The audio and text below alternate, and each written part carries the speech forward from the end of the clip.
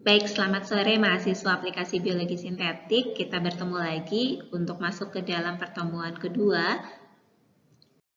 Bagaimana sudah dijelaskan di SAP yang sebelumnya, yaitu lebih mengenai biologi sintetik serta masa depannya, maka minggu kedua hingga minggu keempat ini terutama kita akan lebih menjelaskan tentang sifatnya lebih ke biologi, ya, itu menjelaskan bagaimana proses DNA dari replikasi hingga menjadi protein yang melalui tahap-tahapan seperti transkripsi, translasi, kemudian juga termasuk bagaimana regulasi ekspresi gen tersebut serta proses pembuatan cloning gene itu seperti apa. Ya, jadi minggu ini saya memang sengaja bentuknya asinkron supaya memberikan pengalaman juga kepada mahasiswa dan saya sendiri. Bagaimana sih kalau misalnya kita mencoba memahami proses transkripsi DNA ini termasuk di dalam replikasi dengan bentuk asinkron seperti ini.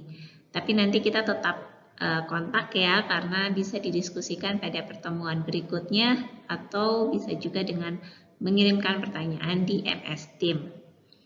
Slide ini hanya sebagai untuk reminding yang telah ditunjukkan pada kuliah minggu lalu, bagaimana peran biologi sintetik ini yang bisa mempercepat proses ekstraksi artemisinin yang tadinya membutuhkan waktu bulanan karena perlu menumbuhkan dulu tanamannya hingga diekstrak. Namun dengan biologi sintetik, maka ragi yang awalnya tidak menghasilkan prekursor dari artemisinin ini menjadi memungkinkan dengan adanya proses rekayasa genetika dan tentunya biologi sintetik maksudnya menghasilkan prekursor artemisinin ini. Secara kimia, kemudian amorphaidien ini lalu bisa diubah menjadi artemisinin dan proses ini membutuhkan waktu tidak sampai bulanan, tapi cukup dalam minggu saja. Ini adalah dogma sentral biologi yang kita coba pahami sama-sama meskipun kesempatan pertemuan untuk membahas ini hanya dalam 3 minggu ini saja ya. Untuk replikasi, transkripsi, dan translasi, termasuk di dalamnya untuk membahas regulasi yang terjadi seperti apa, kemudian proses pembuatan cloning gen itu seperti apa. Baik, pada slide ini saya mencoba menunjukkan video untuk menjelaskan whole story proses DNA bisa menjadi suatu protein. Selamat menyaksikan.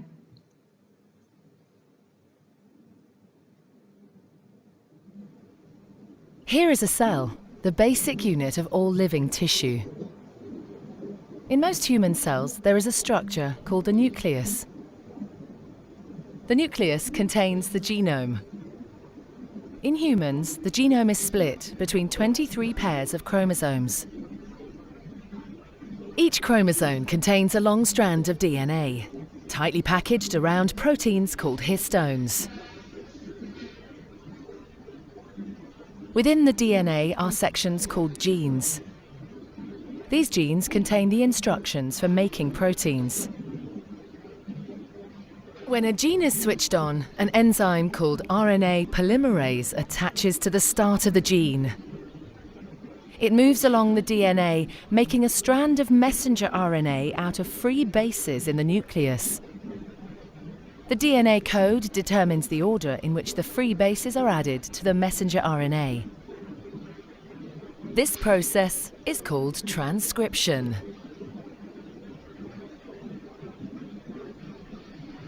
Before the messenger RNA can be used as a template for the production of proteins, it needs to be processed. This involves removing and adding sections of RNA. The messenger RNA then moves out of the nucleus into the cytoplasm.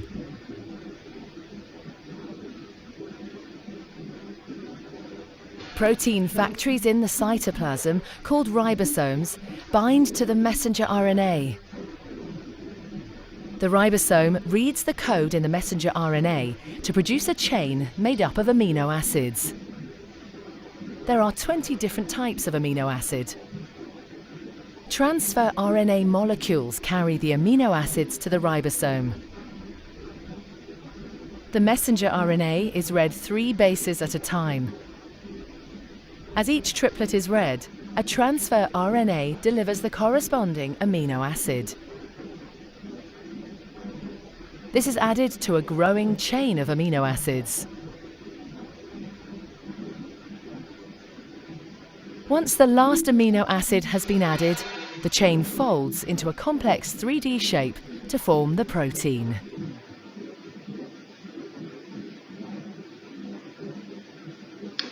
Baik, kita bisa lanjut ke slide berikutnya. Nah, kita masuk ke dalam proses replikasi dan transkripsi pada bakteri. Jadi, kalau tadi lihat videonya, itu kan berarti sel eukariot, bukan sel prokariot. Kenapa? Karena di situ ada yang namanya membran inti. Membran inti ini hanya ditemui pada sel eukariot dan tidak ditemui pada sel prokariot. Pada bakteri ini akan lebih sederhana jadinya, terutama di mata kuliah aplikasi biologi sintetik ini, karena kita akan lebih fokuskan kepada bakteri saja. Ya, kita masuk ke dalam chapter tentang replikasi DNA dan kromosom, bagaimana prosesnya. Jadi di sini tadi kan sudah dilihat ya prosesnya lebih ke transkripsi dan translasi, namun replikasinya terlewat di sini sehingga saya perlu menjelaskan juga. Dan nanti penekanannya lebih ke dalam pengenalan enzim-enzim yang terlibat dalam proses ini. Ini adalah chapter outline-nya, lebih kepada replikasi DNA, basic feature-nya seperti apa, kemudian dalam prokariot, dan aspek-aspek yang unik dibandingkan dengan replikasi pada eukariot. Dari video ini, saya coba tunjukkan supaya bisa memahami bagaimana proses replikasi DNA tersebut. Mungkin saya perlu kasih gambaran, jadi nanti dalam video ini akan ditunjukkan beberapa enzim yang berperan dalam proses replikasi DNA, dan setelah itu kita tutup kuliahnya untuk sesi video ini sampai sini. Nanti ada video berikutnya yang saya akan coba jelaskan satu persatu bagaimana proses dari enzim tersebut bekerja dari slide yang berikutnya hingga ke proses transkripsi.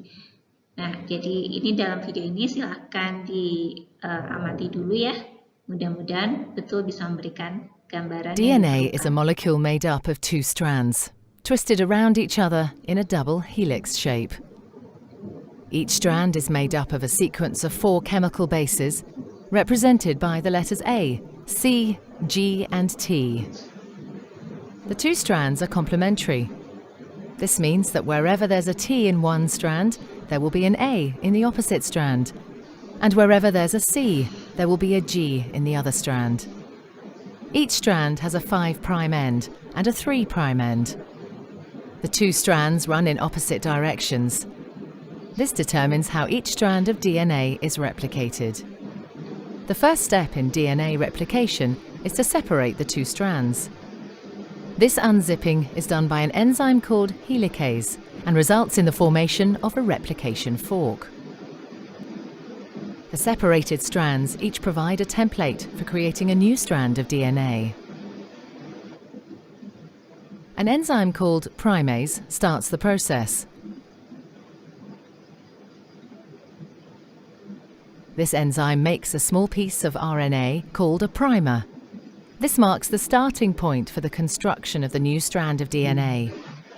An enzyme called DNA polymerase binds to the primer and will make the new strand of DNA.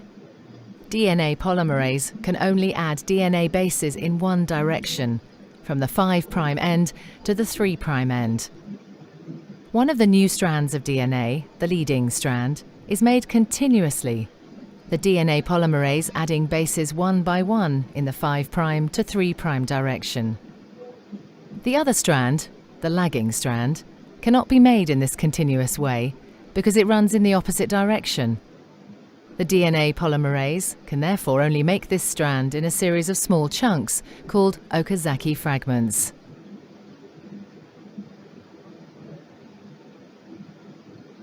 Each fragment is started with an RNA primer. DNA polymerase then adds a short row of DNA bases in the 5' to 3' direction.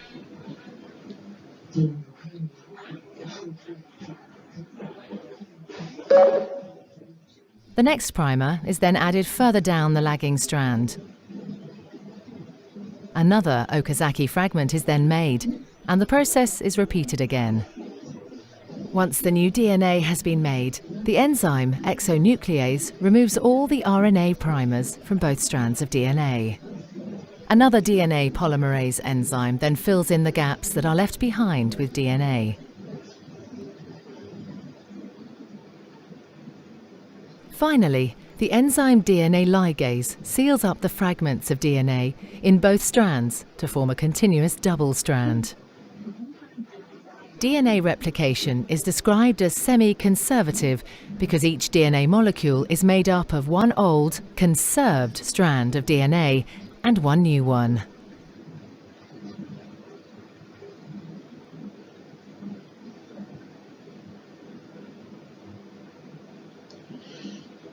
Baik, semoga bisa dipahami ya. Tadi ada beberapa enzim yang terlihat di situ. Ada DNA helikase.